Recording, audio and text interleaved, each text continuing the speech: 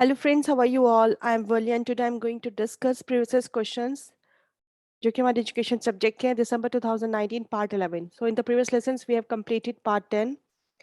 So today I am going to start from the part 11 which is 81 question. In planning in service teacher education programs in India would of the following are most important. आपको बताना है planning किसमें in service teacher education में. Which of the following are the most important? आपको बताने में से कौन से most important program होंगे अगर आप in service teacher education programmes को प्लान करते हैं. बनाना in service teaching training system को एक integral part of teaching preparation teachers preparation के लिए in service teaching learning system को एक इंटीग्रल पार्ट बनाना ये अपने आप में एक बहुत अच्छा पॉइंट है. सेकंड आता है आपका फोकस करना ह्यूमन रिसोर्स डेवलपमेंट मतलब ह्यूमन रिसोर्स डेवलपमेंट के ऊपर आप फोकस करेंगे ताकि आपके टीचिंग प्रोग्राम्स जो है अच्छे बने. टीचर प्रिपरेशन आपकी अच्छी होगी. जब टीचर्स की प्रिपरेशन अच्छी होगी तो टीचर के प्रोग्राम्स अपने आप अच्छे हो जाएंगे. आप इनहेंस करेंगे फाइनेंशियल बजट को और इंफ्रास्ट्रक्चर को. देखो जब आप इन सर्विस टीचर प्रोग्राम की बात करो तब आप फाइनेंशियल बजट और इंफ्रास्ट्रक्चर की बात बाद में आती है. इन सर्विस में आपको ट्रेनिंग पे ध्यान देना है. टीचिंग लर्निंग सिस्टम आपका अच्छा होना चाहिए. आपका टीचर्स की ट्रेनिंग अच्छी होनी चाहिए. ये सब चीज़ें ज़्यादा इंपॉर्टेंट होती है. इंक्रीज़ करना duration of in service teacher education programme को सिर्फ इंक्रीज़ करने से क्या सॉल्यूशन है? अगर आपने अपने ड्यूरेशन को जो in service teacher education programmes होंगे, जो भी ओरिएंटेशंस वगैरह प्रोग्राम्स होते हैं, जो इन सर्विस टीचर ट्रेनिंग दी जाती है, उसकी ड्यूरेशन को इंक्रीज़ करने से क्या होगा? आप उसके अंदर कुछ इम्प्लीमेंट करें तो फ़ायदा होगा. सिर्फ इंक्रीज़ करना तो आपके लिए इंपॉर्टेंट नहीं है. तो ये दोनों पॉइंट इसके अंदर बहुत अनइम्पोर्टेंट पार्ट पार्ट प्ले करते हैं. एम्फेसिस देना बिल्डिंग कमिटमेंट में और confidence level of teachers. That means के जो बिल्डिंग कमिटमेंट है और जो कॉन्फिडेंस लेवल है टीचर्स का अपग्रेड होना चाहिए. वो एम्फेसिस होना चाहिए. उसको अपडेट करना बहुत इंपॉर्टेंट है आपका. टीचर्स की पर्सनैलिटी अच्छी हो. जो वो कमिट कर रहे हैं वो बिल्डिंग कमिटमेंट पे उनका एम्फेसिस होना चाहिए. टीचर जब अच्छी ट्रेनिंग लेकर आएंगे अपना सब्जेक्ट मैटर पर उनका एक अच्छा कमांड होगा तो उनका कॉन्फिडेंस भी अच्छा होगा. तो ये सब चीज़ें बहुत इंपॉर्टेंट होती है. तो इस हिसाब से जो हमारा ऑप्शन है ए बी एंड डी जो है वो हमारे सही ऑप्शंस हैं. नेक्स्ट क्वेश्चन है हमारा from the following list of statements. हमें आइडेंटिफाई करना है वो कैरेक्टरिस्टिक जो कि डिस्क्राइब करते हैं ट्रांजैक्शनल लीडरशिप स्टाइल. तो first of all you know about the transactional leadership style. देखो दो तरह की हमने पढ़ी थी. ट्रांजैक्शनल लीडरशिप स्टाइल होती है, ट्रांसफॉर्मेशनल. दोनों में एक डिफरेंस होता है. वो हम देख लेते हैं. देखो एक तो पहली बात कि लीडरशिप क्या चीज होती है. बाद में हम पढ़ेंगे ट्रांजैक्शनल क्या होता है, ट्रांसफॉर्मेशनल क्या होता है. तो लीडरशिप क्या होता है, एक प्रोसेस होता है किसी को इन्फ्लुएंस करने का, किसी को सपोर्ट करने का, कोई भी ऑब्जेक्टिव्स को आपको अचीव करना है. जस्ट मीन्स आपके इंस्टीट्यूशन में जो आपके प्रिंसिपल होंगे या जो आपके मैनेजर्स होते हैं, जो आपको मतलब जिससे आप इन्फ्लुएंस होते हैं, जो आपको कहीं ना कहीं सपोर्ट करते हैं कि जो आपके अपने ऑब्जेक्टिव्स आप उन्हें कैसे अचीव करें. ये क्रूशियल फैक्टर होता है जो कि हेल्प करता है कि इंडिविजुअल को और ग्रुप आइडेंटिफाई इट्स गोल, कि आप अपने गोल को अचीव कर सके, उसको आइडेंटिफाई कर सके. जैसे कि इन्फ्लुएंस करना, वॉलंटरी एफर्ट्स देना, गोल अचीवमेंट के लिए करना. लीडरशिप क्या होती है, एक तरह का कैटलिस्ट होता है. कैटलिस्ट कौन होता है, जो कि ट्रांसफॉर्म करता है आपकी कि आपका कितना पोटेंशियल है, आप उस कैपेबिलिटी के हिसाब से कितना काम कर पा रहे हो. पोटेंशियल इनटू रियलिटी का मतलब ये होता है कि जो आपकी अपनी कैपेसिटी है, जो आपका अपना एक पोटेंशियल है, उसे आप अपनी रियलिटी में कैसे ट्रांसफॉर्म कर पा रहे हो, अपने काम को कैसे इंप्लीमेंट कर पा रहे हो. ये लीडरशिप की क्वालिटीज होती है. ट्रांजैक्शनल लीडरशिप पढ़ते हैं अब हम लोग. ट्रांजैक्शनल लीडरशिप फर्स्ट किसने दिया था, मैक्स वेबर ने दिया था 1947 में. बाद में इसको एम्बास ने डेवलप किया था 1981 में. इसमें अलग अलग एग्जाम्पशंस इन्होंने दिए थे ट्रांजैक्शनल थ्योरी के बेसिस पर. जैसे पीपल जो होते हैं परफॉर्म करते हैं अपना best when the chain of command is definite clear. मतलब जब उनका जो गोल होगा वो बिल्कुल डेफिनेट होगा, बिल्कुल क्लियर होगा, तो वो अपना बेस्ट देने की कोशिश करेंगे जब उन्हें पता है कि उन्हें क्या चीज को अचीव करना है. जो वर्कर्स होते हैं हमारी उसमें, वो मोटिवेट होते हैं by rewards and the punishment. देखो अगर आपको एक रिवॉर्ड दिया जाए और अगर आपने गलत काम किया तो उस पर आपको पनिशमेंट मिलेगी, तो आप उस काम को अच्छा करने का मोटिवेशन आएगा आपके पास. जब आपको अच्छी चीजों का रिवॉर्ड मिलता है, पॉजिटिव आपको रिइंफोर्समेंट मिलता है काम को करने का. लेकिन अगर आपसे कोई गलती होती है, जब आपको पेनल्टी मिलती है तो आप उस काम को नहीं करते. तो ये कहीं ना कहीं एक मोटिवेशन का काम करता है आपका. आप इंस्ट्रक्शंस को ऑबे करते हो. जो आपको कमांड्स आपको लीडर के थ्रू मिलती हैं, वो आपका प्राइमरी गोल होता है फॉलो करने का. मतलब जो लीडर आपको कह रहा है आपको वो काम करना होता है, आप उसकी बात मानते हैं. जितने भी सबऑर्डिनेट्स होते हैं वो need to be carefully monitored to ensure that the expectations are met. मतलब जितने भी सबऑर्डिनेट्स होते हैं वो कोशिश करते हैं कि वो अच्छे से मॉनिटर करें ताकि जो एक्सपेक्टेशंस है उनकी वर्कर्स को लेके वो उन्हें मिल जाए. Under the transactional theory of leadership, जब हम ट्रांजैक्शनल थ्योरी ऑफ लीडरशिप की बात करते हैं तो जो लीडर होता है वो एक गाइड होता है, मोटिवेट करता है अपने फॉलोवर्स को जो उसको फॉलो करते हैं. और इस वो क्या करता है फिर, लीडर क्या करता है, उनको गोल्स को अचीव करने में उनकी हेल्प करता है, उनको डायरेक्शन प्रोवाइड करता है। जो भी उनके टास्क की रिक्वायरमेंट होती है वो उसको पूरा करता है, फिर वो अच्छे से गोल को अचीव कर पाते हैं। तो जो ट्रांजैक्शनल लीडर्स होते हैं वो डायरेक्टिव होते हैं, क्योंकि वो डायरेक्शन प्रोवाइड करते हैं अपने वर्कर्स को। एक्शन ओरिएंटेड होते हैं, मतलब कि उन्हें पता होता है कि आपको कैसे आपसे काम करवाना है, कैसे आपसे काम निकलवाना है, वो आपको कैसे डायरेक्शन प्रोवाइड करेंगे, कैसे आपके साथ उनका रिलेशनशिप होगा। वो इमोशनल बॉन्ड्स नहीं बनाते, वो कोशिश करते हैं कि आपको डायरेक्शन प्रोवाइड करें, आपकी नीड्स को पूरा करें, फिर आप अपने गोल को अचीव कर पाएँ। लेकिन जब हम बात ट्रांसफॉर्मेशनल लीडरशिप स्टाइल की करते हैं, उसके अंदर लीडर्स क्या करते हैं, वो इनकरेज करते हैं, इंस्पायर करते हैं, मोटिवेट करते हैं अपने एम्प्लॉयज को कि वो कुछ नया करें, कुछ चेंज लेके आए अपने उसके अंदर, काम के अंदर, ताकि वो बहुत अच्छा ग्रो करें और अपने फ्यूचर को एक अच्छा शेप दे पाएं। अब वो अपनी कंपनी में जिस तरह से चाहते हैं, मतलब होता है ना, आप थोड़ी सी फ्रीडम प्रोवाइड करेंगे, आप उनको इंकरेज करेंगे, हाँ कुछ डिफरेंट लेके आओ। तो फिर वो जब कुछ इनोवेटिव आइडियाज लेके आएंगे, कहीं ना कहीं आपके इंस्टीट्यूशन में उस चीज का एक चेंज क्रिएट होगा, जिससे आपका जो इंस्टीट्यूशन होगा वो एक अच्छे से ग्रो करेगा, एक डिफरेंट तरीके से शेप करेगा।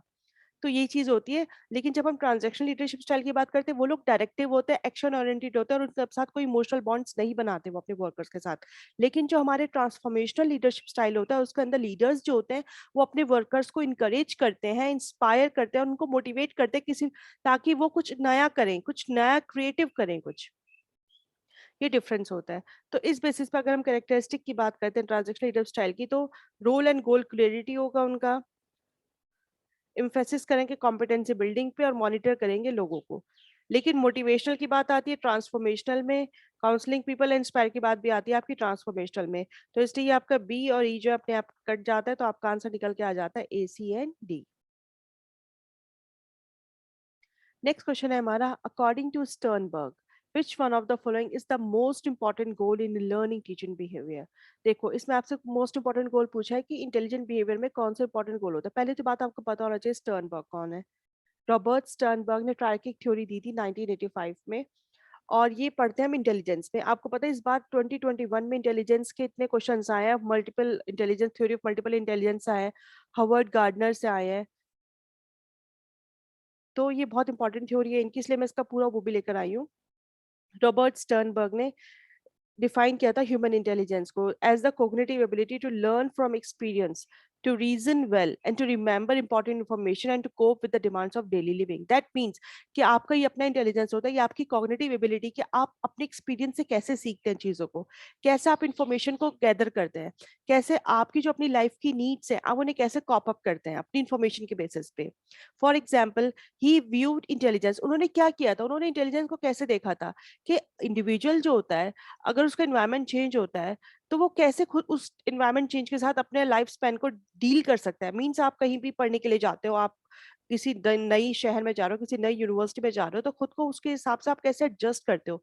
इट्स ऑल योर इंटेलिजेंस का आप अपने लाइफ स्पैन के हिसाब से आप अपने डेली लिविंग की जो डिमांड्स उन्हें आप कैसे पूरा करते हो। स्टर्नबर्ग ने तैयार की एक थ्योरी ऑफ इंटेलिजेंस को फॉर्मुलेट किया था, जिसके अंदर इन्होंने 3 तरह के इंटेलिजेंस की बात की थी। फर्स्ट आता है हमारा कंपोनेंशियल इंटेलिजेंस, जिसको हम एनालिटिकल इंटेलिजेंस भी कहते हैं। एक्सपीरियंशियल इंटेलिजेंस, जिसको हम क्रिएटिव इंटेलिजेंस भी कहते हैं। कॉन्टेक्सचुअल इंटेलिजेंस, जिसको हम प्रैक्टिकल इंटेलिजेंस भी बोलते हैं। इसके बारे में भी हम थोड़ा सा पढ़ लेते हैं, क्योंकि इस पे रिलेटेड क्वेश्चंस इस बार भी आपके आए हैं।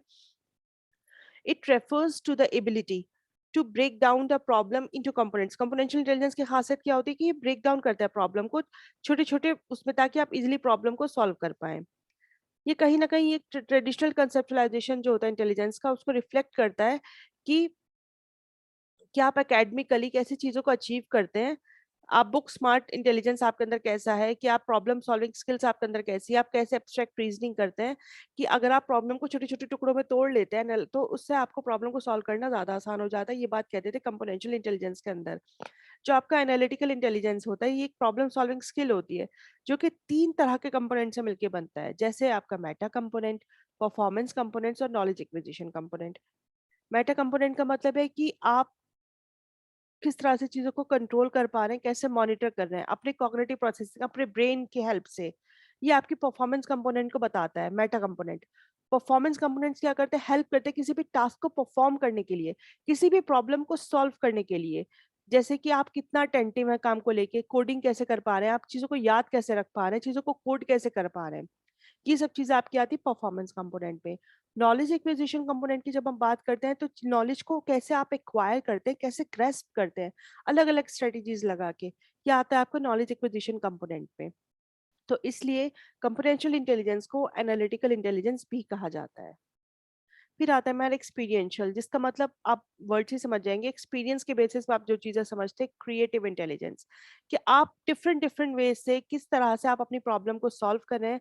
आप डाइवर्जेंट थिंकिंग है, मतलब आप डाइवर्जेंट थिंक करें कि आप एक प्रॉब्लम को मल्टीपल वेज में सॉल्व करने की कैपेबिलिटी रखते हैं।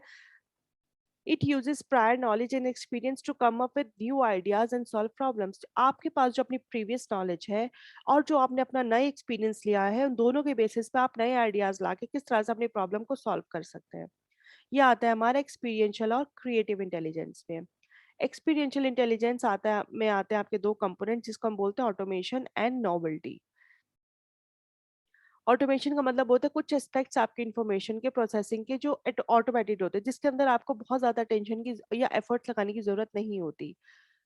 नॉवेल्टी, ये इनेबल करता है कि इंडिविजुअल को कि वो अपने कॉग्निटिव रिसोर्सेज को कैसे यूज करता है और कैसे नए आइडियाज उसके माइंड से आते हैं।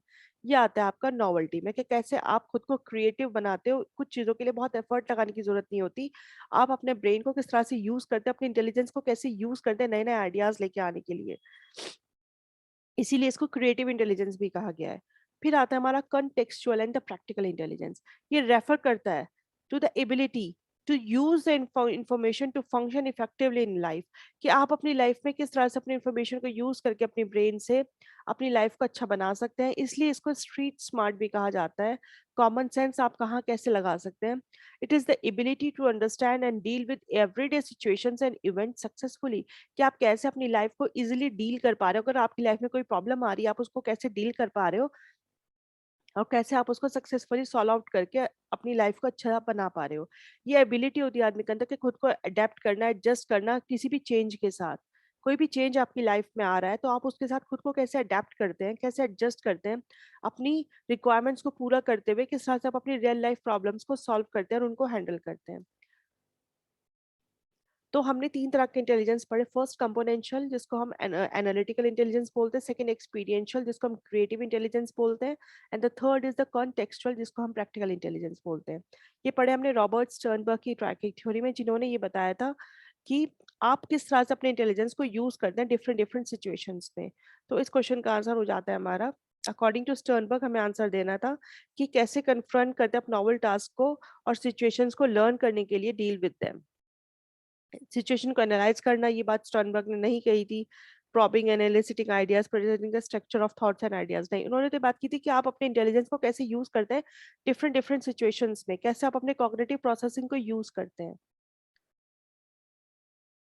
What are the reasons of negligible number of studies of cost effectiveness analysis? आपको बताना है वो कौन से रीजन है जिसकी वजह से नेग्लिजिबल नंबर स्टडीज है, मतलब बहुत कम नंबर पे स्टडीज हुई है कॉस्ट इफेक्टिव एनालिसिस पे ऑफ प्रोजेक्ट्स। अगर हम एजुकेशन की फील्ड की बात करें तो बिल्कुल ना के बराबर स्टडीज हुई हुई है सीईए में। क्या रीजन है इस बात का, कि जो आपके इवेलुएटर्स हैं उनके पास इनएडिक्वेट बैकग्राउंड है कॉस्ट इफेक्टिव एनालिसिस का, उनके पास एक्सपोजर नहीं है, उनके पास फेमिलियर नहीं है वो डिसीजन में मेकिंग में कॉस्ट इफेक्टिव एनालिसिस में, या फिर लेस वेटेज असाइंड है एजुकेशनल कंसेप्ट में। ऐसा नहीं हो सकता, इसे हम एक बार पढ़ लेते हैं। वेटेज असाइन ना होना का कोई रीजन नहीं है। देखो बहुत सारे रीजंस होते हैं that why the researcher of incapable of using cost effective analysis in the education field, कि आप क्यों नहीं यूज कर पा रहे हो कॉस्ट इफेक्टिव एनालिसिस को अपने एजुकेशन फील्ड में, इसका क्या रीजंस है। क्योंकि इसमें जो है नेग्लिजिबल नंबर ऑफ स्टडीज में जो पढ़ाई की गई है, इसका रीजन ये कि जो वैल्यूएटर्स होते हैं उनके पास पूरी नॉलेज नहीं है इस बैकग्राउंड की कॉस्ट इफेक्टिव एनालिसिस के, क्योंकि उनके पास कम नॉलेज है।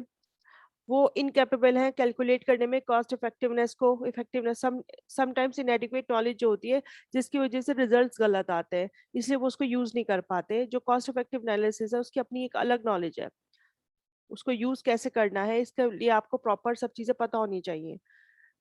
इसका एक्सपोजर नहीं है, क्यों है, as in the education field the teachers और the teacher educators have very less exposure to the usage of cost effective analysis in the education field, and they do not know the application of cost effective analysis in the field of education, जिसकी वजह से वो cost effective analysis को use नहीं कर पाते। Familiarity नहीं है डिसीजन मेकर्स को कॉस्ट इफेक्टिव एनालिसिस को लेकर, यही एक रीजन है जिसकी वजह से जो है नेग्लिजिबल नंबर है, मतलब एजुकेशन में उसको यूज नहीं कर पाते हैं। और जो हमारे डिसीजन मेकर्स हैं उनको बहुत ज़्यादा फेमिलियर नहीं है कॉस्ट इफेक्टिव एनालिसिस के कंसेप्ट से और उसके कैलकुलेशन के वर्क से। तो इस हिसाब से इसके तीनों सही क्वेश्चन आंसर हो जाएंगे, लेकिन जो लेस वेटेज है ये नहीं होगा। ए बी एंड सी जो है आपके करेक्ट ऑप्शन हैं। लास्ट क्वेश्चन आज का हमारा, what describes a virtual classroom. आपको पता है वर्चुअल क्लासरूम को क्या डिस्क्राइब कर रहा है? वर्चुअल क्लासरूम से आप ये समझ गए होंगे कि बात कहीं ना कहीं ऑनलाइन की जा रही है, क्योंकि अगर फिजिकल क्लासरूम की बात की जाएगी तो वो ट्रेडिशनल क्लासरूम में आपका आ जाएगा। तो इसको हम थोड़ा सा पढ़ लेते हैं कि जो आपका वर्चुअल क्लासरूम है वो कहीं ना कहीं एक यूनिक लर्निंग फैसिलिटी है जो कि लर्नर्स को अवेलेबल कराई जाती है। किसके थ्रू? मल्टीमीडिया टेक्नोलॉजी के थ्रू, जिसके अंदर आप क्या कर सकते हो। मल्टीमीडिया की बात आ गई तो दैट मीन्स कि इसके अंदर वीडियोस भी आएंगी, एनिमेशन भी आएगा, साउंड की बात भी की जाएगी, कंप्यूटर्स की बात भी की जाएगी। तो ये कहीं न कहीं वर्चुअल क्लास जो होता है, एक virtual reality for the educational users, कि आप कैसे अपनी एजुकेशन में वर्चुअल रियलिटी लेकर आते हो। वर्चुअल क्लासरूम उसको बोलते हैं हम। जैसे कि द टीचर और द रिसोर्स पर्सन जो वेबिनार कंडक्ट करते हैं ऑनलाइन क्लासेस का, प्रमोट करते हैं इफेक्टिव और real time communication and interaction between distance teachers and the learners in the virtual classroom. जैसे अगर हम लोग अन अकेडमिक ऑप्शन ले लें या कोई भी ऑनलाइन क्लासेस, अगर मैं आपकी यूट्यूब पे लाइव क्लासेस लेती हूँ, तो अगर मैं आप लोगों को पढ़ाती हूँ ऑनलाइन, तो आप लोग मुझसे इंटरेक्ट कर सकते हो, कम्युनिकेट कर सकते हो, आपको कोई भी प्रॉब्लम होगी तो ये हमारा वर्चुअल क्लासरूम हो जाएगा। It is an online learning environment जो कि हम वेबिनार्स के थ्रू असेस कर सकते हैं। किसी भी तरह का टीचिंग एंड लर्निंग एनवायरनमेंट जो आप कंस्ट्रक्ट करें किसी भी सॉफ्टवेयर के हेल्प से, इंटरनेट की हेल्प से, एक इन एसिंक्रोनस ग्रुप कम्युनिकेशन कहलाता है and the collaborative approach to education and the training. भाई मैं आपके साथ सामने नहीं बैठी हूँ, लेकिन मैं आपके साथ ऑनलाइन अवेलेबल हूँ और आप मेरे से आराम से कोलैबोरेट कर सकते हैं। आपको कोई भी प्रॉब्लम होगी आप मुझसे इजीली पूछ सकते हैं। तो इसको हम वर्चुअल क्लासरूम कहते हैं। वर्चुअल क्लासरूम क्या होता है? आपका एक ऑनलाइन लर्निंग एनवायरनमेंट होता है जिसको आप वेबिनार्स के थ्रू असेस कर सकते हैं इजीली। तो ऑनलाइन लर्निंग एनवायरनमेंट जो कि असेस किया जा सकता है वेबिनार्स के थ्रू। तो ये था हमारा आज का lesson and thank you for attention friends. Stay blessed and enjoy learning. Next lessons में मैं इसको कवर अप करा दूंगी आपका पूरा दिसंबर 2019, ताकि मैं आपके कुछ नए क्वेश्चंस लेके आ सकूं। सो मिलते हैं फिर नेक्स्ट वीडियो में। सी यू सून।